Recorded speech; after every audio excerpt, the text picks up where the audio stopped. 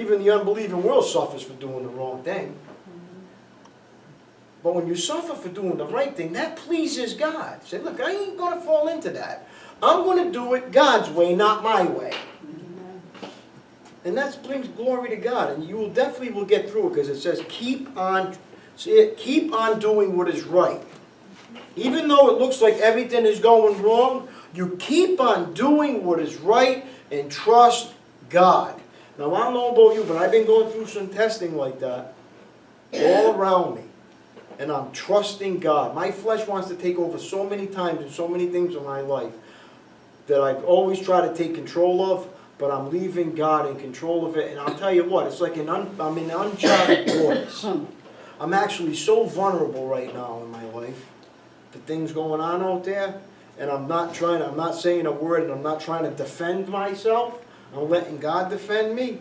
And boy, I'll tell you, it's pretty scary. Because the world will come at you and take advantage of you, but we don't have to put our arms up and say, I'm going to defend myself. I'm not talking about somebody trying to beat you up now. It's a whole different thing.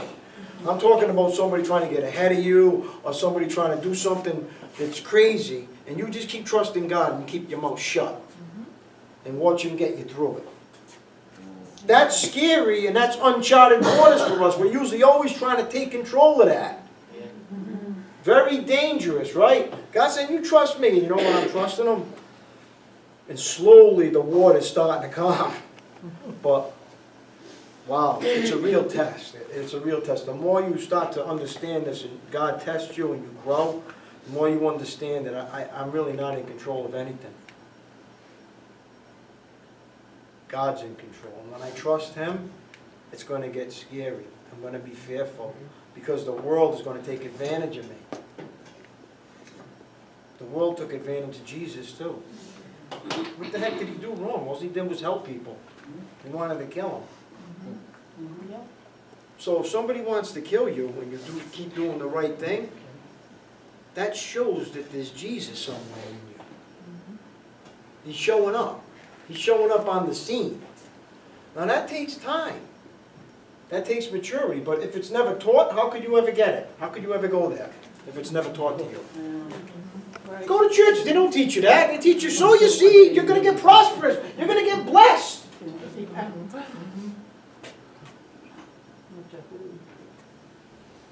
No, you're going to get test. And test and test. He wants to grow you up.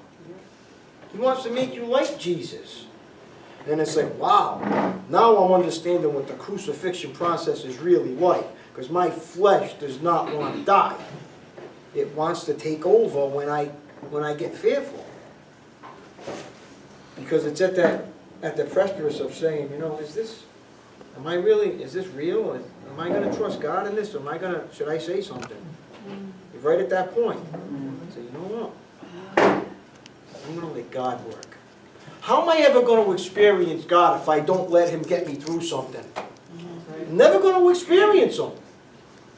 It's never going to become a reality in my life today if I don't actually trust Him in the waves and not try to take over. Because I always try to take over. I get so far with it, right? The faith walk, and then something will come up where I can't go there. Nope, I ain't letting you get that one on me. I ain't no doormat. Jesus was a big doormat. He took the hit for everybody. He never sinned, and He took for the sins of the world on Him. Talk about a doormat. He took the hit for everybody's wrong. So actually, being a doormat is actually glorifying God, believe it or not. Because when you're the doormat and you're not, I'm not talking about somebody trying to like break in your house and rob you. If somebody breaks in your house and tries to rob you, take care of that. Get a bat, a golf club, whatever, and whack him off the side of the head and make him incapable of stealing anything and drag him outside. Do something. Because you can get in trouble for letting them fall in your house. And then bless them.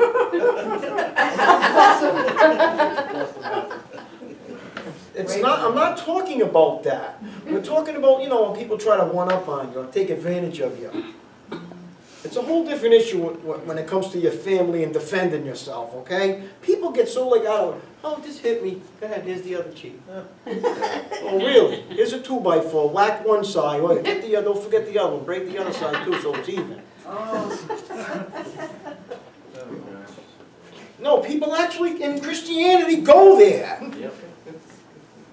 And they defend themselves in the wrong places. They won't defend themselves physically when somebody's attacking them, but they'll defend themselves when they're verbally abused, or somebody's taking advantage of them and showing Satan.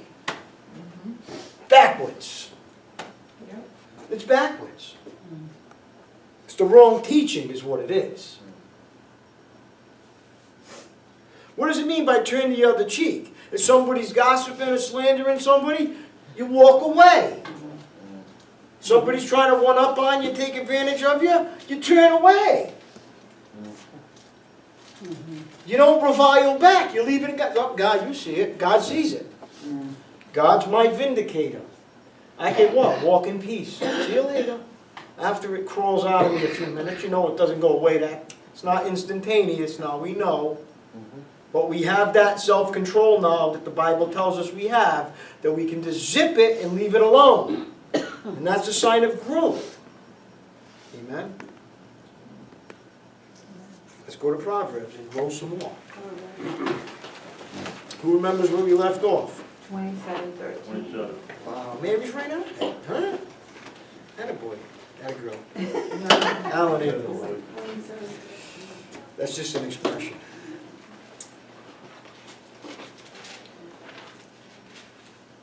Now, we'll back up to 12 because it's really a really good verse. It says a prudent person foresees danger, or a wise person, or a spiritual person foresees danger and takes precautions. Now, how can you foresee danger? Like, in other words, you could recognize it by anything that will take you away from God. If it looks good, you know it's not from God, okay? If something puts a burden on you where you can't come to Bible study, and you can't go to church, and you can't do this, and we can't do that, and it takes away your time, that's the devil.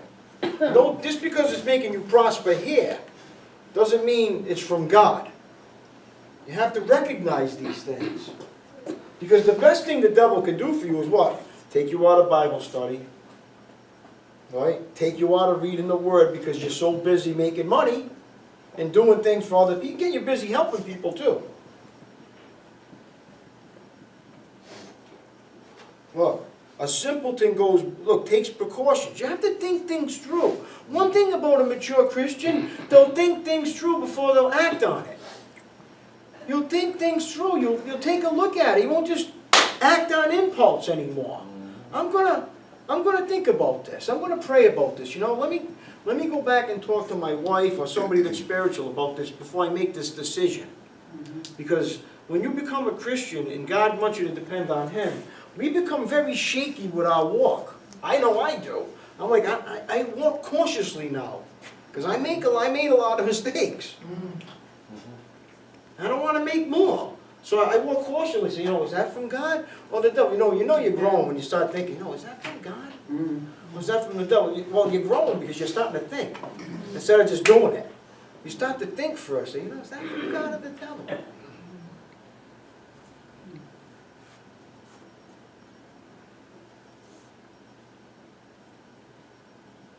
The simpleton goes blindly on and suffers the consequences. Here we go again, right? I'm just going to keep doing it and following it and not acting on impulse and having it my way. But I'm saved and I'm going to heaven.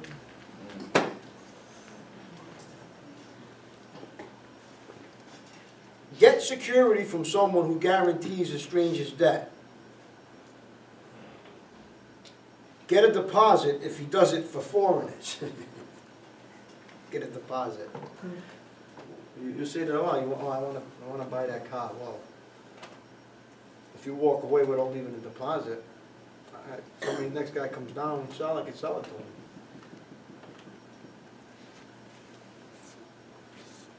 A loud and cheerful greeting early in the morning will be taken as a curse.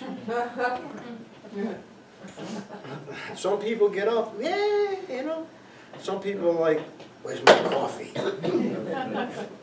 People get into work and you see, you know, you can see it in them.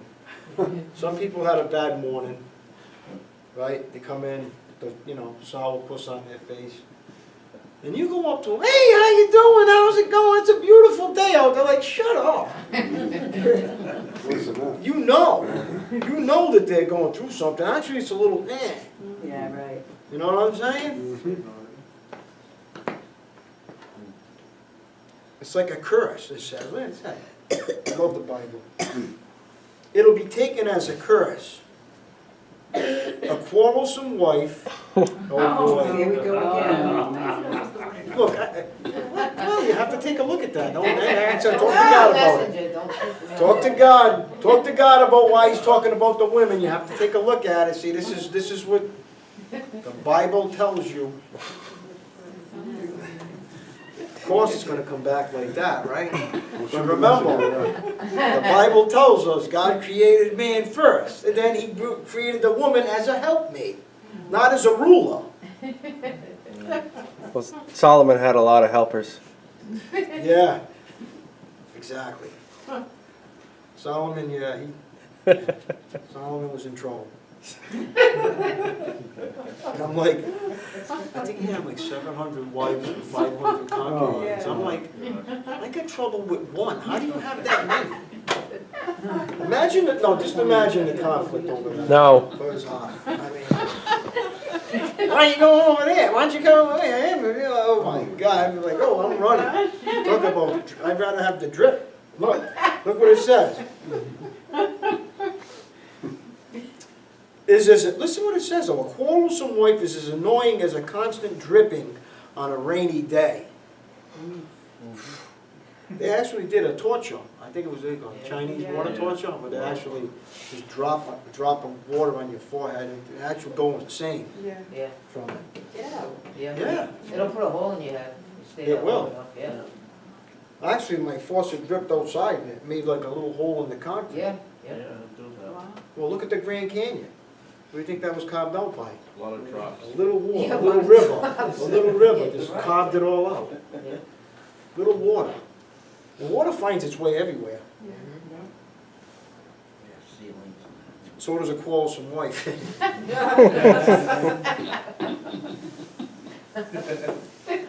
But I gotta tell you this. Once God gets a hold of them now, and they understand God, and they get out of the world system thinking everybody's equal and all that other stuff, they start what? Calming down. And saying, I know my place. I know my place. Don't shoot the messenger. It doesn't say anything about guys going in the, they probably, I mean, it could go the other way. But I'm going to shut up right now.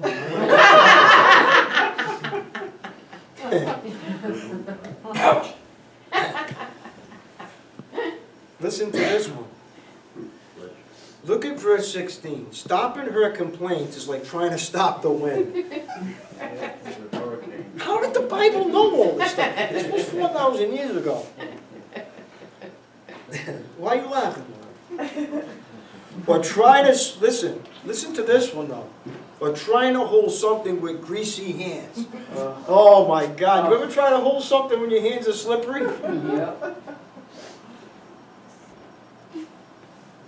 That's it, if you want to highlight 15, 16, I'm just going to get by it, but I can't go around it, I'm going to preach it. Yep.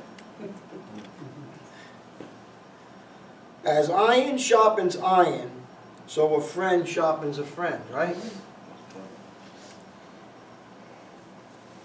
As workers who tend the fig tree are allowed to eat the fruit, so workers who protect their employers' interests will be rewarded. You see it? You know, it's always, if you go to, the Bible tells us to go to work like you're going to work for Jesus. Just because they don't, listen, just because somebody's not around don't mean they're not watching. And it's up to us to what, even protect their interests, because they're the ones who pay you.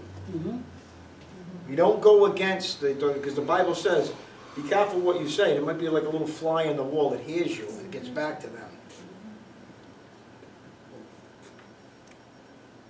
Don't complain about who you work for, because God put them in front of you and they're actually paying you and you're actually surviving because of them.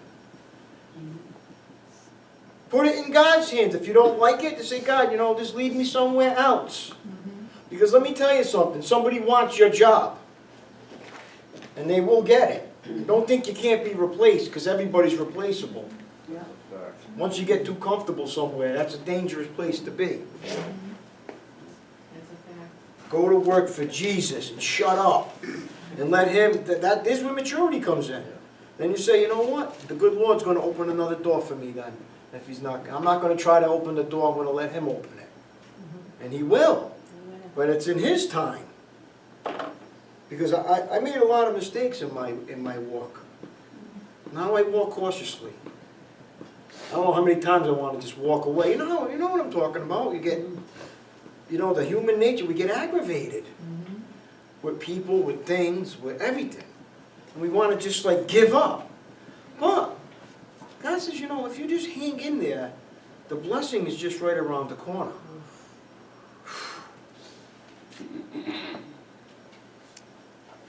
Get quiet.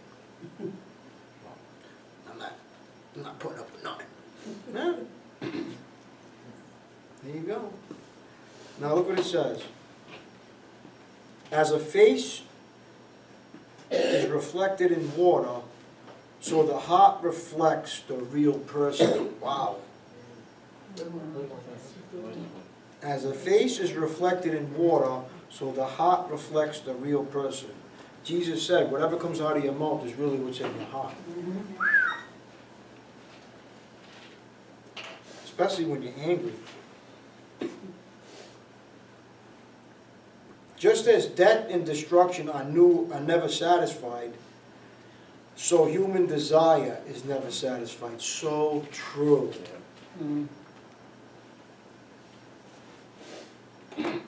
Look at verse 21. Fire tests the purity of silver and gold, but a person is tested by being praised.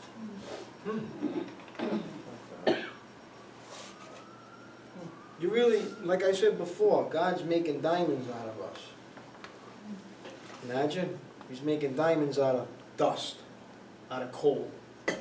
You ever hear that? You're getting coal for Christmas. You're bad. Well, because we are bad, that's why. But just imagine that ugly black lump of coal could turn to a precious gem through the pressure of life, if we handle it the right way.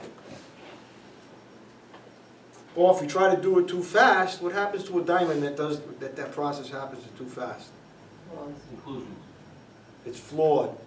And there's what? All little black specks in it because it happened, it wasn't at the right time when it was happening. We try to speed it along. So the diamond's not worth as much either. No. If you try to buy a flawless diamond, you'll say, how come I gotta pay $3,000 for a quarter-carat diamond? Because there ain't nothing in it. It's flawless. You can get one for $99 too. It's full of carbon. It ain't worth jack. Actually, the zirconia looks better. That's why. So don't hurry to look. God's working. Don't hurry God along. Let him do His work in you. He's seasoning it over time. He's throwing you in the crock pot. Slowly getting softer and more tender. As the life goes by.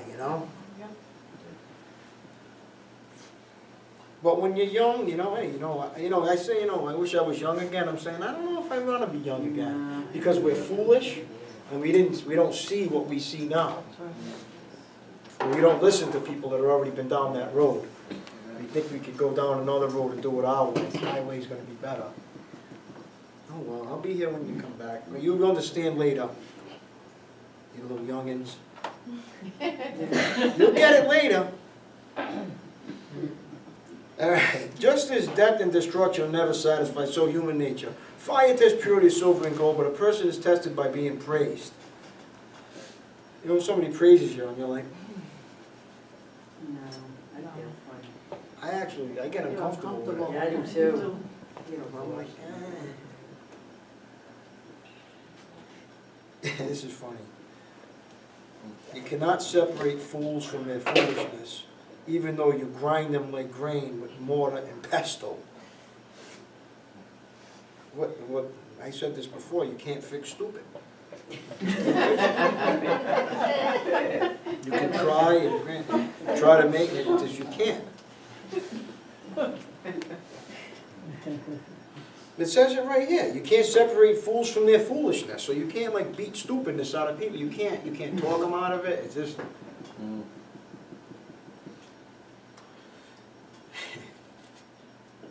Know the state of your flocks, and put your heart into caring for your herds. What would that mean? Say you were looking at the animals. You're actually, even though there's 10 or 15, you take care of horses and stuff, right? You're always constantly looking to see if there's anything wrong with them, right? Yeah, all the time. Well, that's what I do for this flock. Yep. I try to see if there's anything wrong. You know what I mean? It's right, the same thing. Look, it says it right here. See it? Know the state of your flocks. Know the spiritual conditions of the people. See where they're at. See it? Look what it says. And put your heart into caring for your herds. For riches don't last forever, and the crown might not be passed to the next generation. After the hay is harvested and a new crop appears, and the mountain grasses are gathered in, your sheep will provide wool for clothing, and your goats will provide the price of a field. What you say? If you take care of them and everything, they will produce much fruit. If you help them to grow. It's really not about the quantity of people, like I said before. It's the quality of God's people that count. It's the quality of the congregation, not the, oh, how many people came to Jesus? Raise your hand. Oh, we caught 32 people came to Christ tonight. Give me a break. It's not about the numbers. God sends the people in. And God weeds the people out. One at a time.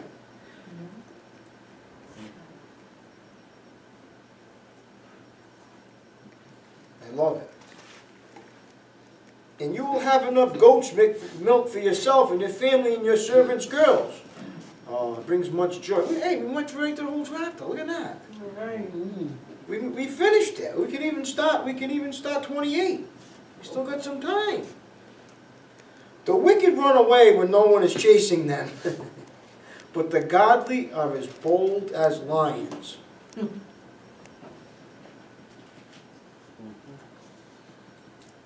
Where there is moral rot, listen to this one. Listen to this, America. Yeah, right. Yeah. Where there is moral rot within a nation, its government topples easily. But the wise and knowledgeable leaders bring stability. Stability. The nation